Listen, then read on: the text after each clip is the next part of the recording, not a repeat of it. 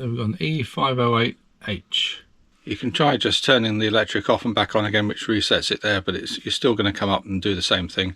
So you have to reset the boiler. First of all, you need to find the boiler, which on the Adamo 754T is underneath the bed. So I'll lift this up. There's the boiler. You're going to take this panel off. There's just a hole down the side to pull it. That comes off, and you will see, whether you can see it, there is a button here between the red and the yellow wire. So gently put your finger down there and just hold that in. See the lights change and that starts blinking 3 lights, and when it goes green it's reset,